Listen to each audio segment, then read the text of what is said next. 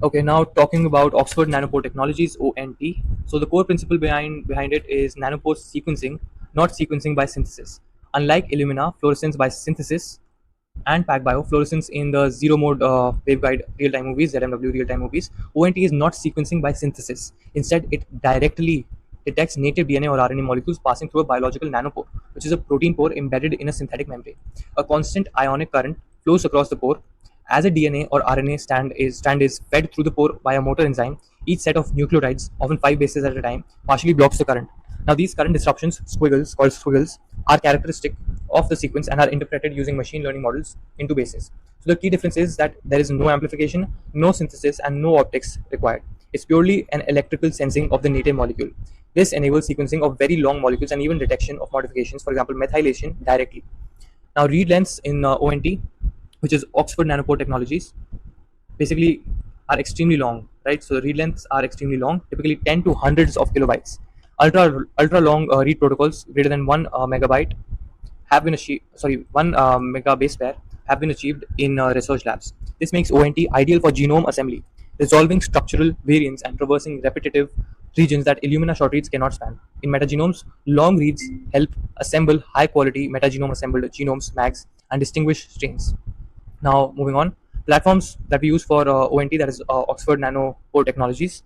First is MinION, which is a portable size of USB stick, runs from a laptop, output up to 30 GB per flow cell, depending on version or chemistry.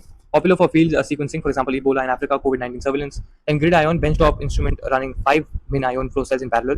So GridION basically uses 5 MinION flow cells parallelly. Then ProMethion is basically a high throughput system with up to 48 flow cells. Yields can exceed 7 terabytes, 7,000 GB per run, making it competitive with Illumina Novasec for massive projects. Now, accuracy and error profile. Earlier ONT, 2014 to 2017, raw accuracy was around 85%. Then modern ONT, developed in the very recent years, 2023 to 2025, with R10.4 pores and the latest base calling models, Copy, Dorado, raw read accuracy has gone up to more than 98%. Duplex reads, basically sequencing both strands of the same molecule, achieve 99.8 to 99.9% accuracy, similar to the Illumina Hi-Fi. Error type, historically indel heavy, especially in homopolymers, that is AAA stretches. These errors have improved dramatically with newer pore chemistries and neural networks based scholars.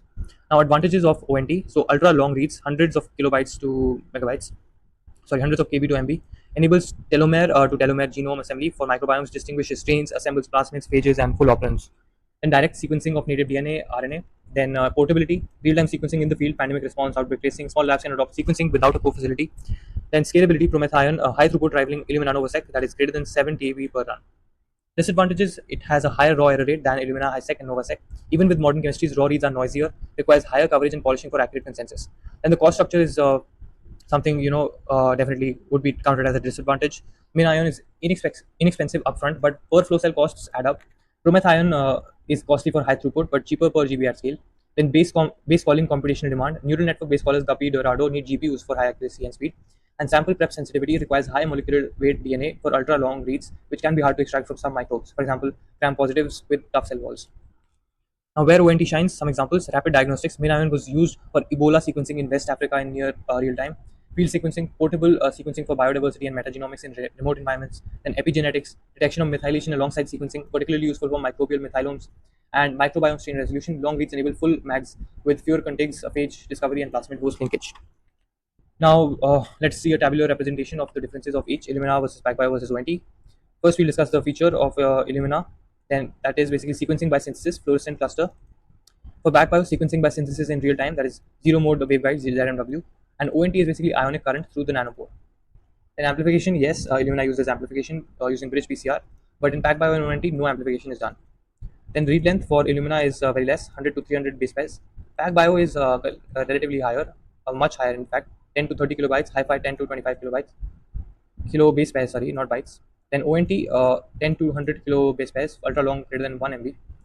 Accuracy, greater than 99.9%, Q30 to 40 range.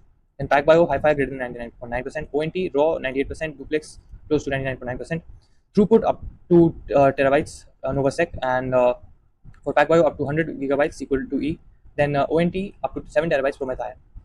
Now, Illumina is cheap and has high throughput. while PacBio is for high-fi reads and epigenetics, while ONT, portability and direct RNA mode detection.